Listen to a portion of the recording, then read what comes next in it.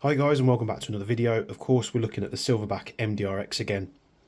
And to start off the video series, we're going to be taking a look at the magazine today. Now, Silverback do offer a load of videos on their YouTube channel, but the problem with that is the guy that's filming it, or whoever's filming it, is almost like on a speed run, so he's going through it so fast that some of you might struggle to sort of follow along.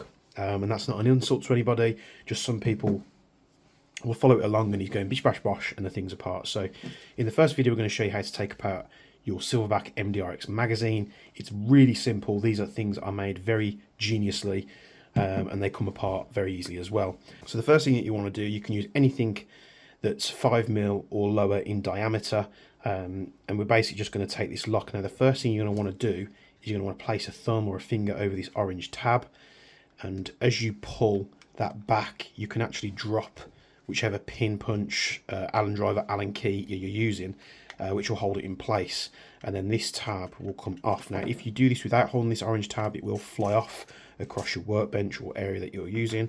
Pulling that orange tab off, we can then pull the main spring out from the magazine, and then we can pull the Allen driver up, which will spring it back forward. Now if we take that out here, we can actually drop the components from the top of the magazine by just pushing them out like so. Now in the video that he does, these drop out under their own weight and everything just falls out perfectly. With this one it is very stiff, so if it does get stuck like that and it's not sort of doing what you need it to do, I just used the same Allen driver just to push on that embossed area where it's got like an unlock symbol, and it just pushed it out, and then I could pull the piece out.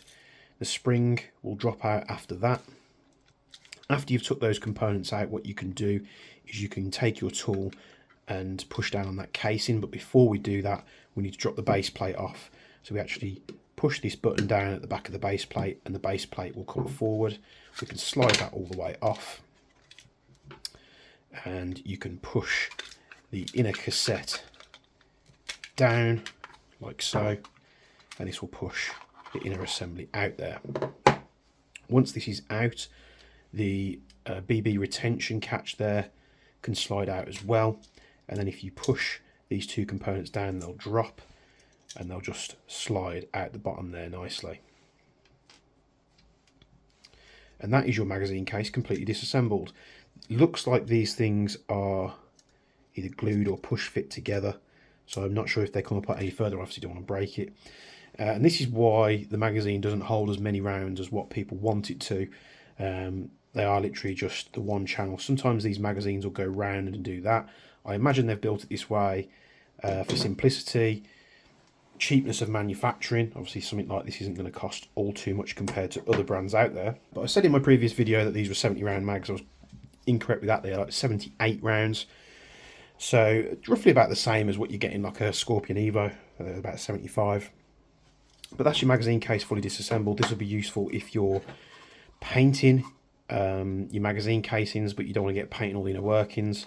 Say you're not a fan of the black or the tan that they do, you could coat this. If I do coat mine in Cerakote, I'll be doing this to paint these parts without damaging any of the other bits and pieces. To put the thing back together, it's dead simple. You're going to take this little dumbbell looking piece here and clip it into, you can slide it in the top or you can clip it in the front, doesn't really matter as long as it holds it. Once you've got that held like so, you can push it into the back channel of the magazine, and that'll roll round like so. Doesn't matter if it drops down as long as it doesn't fall back out the magazine. Then we're going to take our BB retention catch, slide that all the way to the front like so. Dead simple. And that tab is going to line up with the gap in the magazine. You probably just want to hold it. If it is sliding easy like this, just hold it forward so it doesn't move. We can place that into the magazine. That's now held by the casing, which is good. And then what we can do, we can take the spring and this next piece, which is the locking tab for the magazine, like so.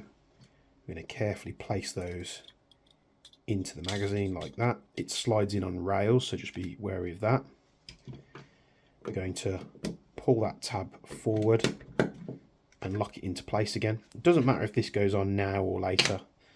We're going to place the spring. So if you need spare springs or you want to clear that blockage, to be super useful.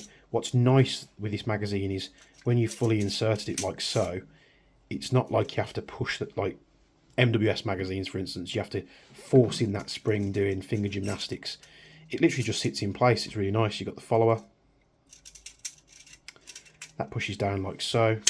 We pull that out and the magazine is back together. To put the base plate on, you could do this first if you wanted to. It really doesn't matter. And we're going to tap that and that'll sit the button flush. You might not have to do that. You might have to tap it on a hard surface. And that is how you strip and reassemble your Silverback Airsoft MDR-X magazine. Stay tuned for more videos. We've got some coming. We're going to take the gearbox apart next. And I'll see you in the next video.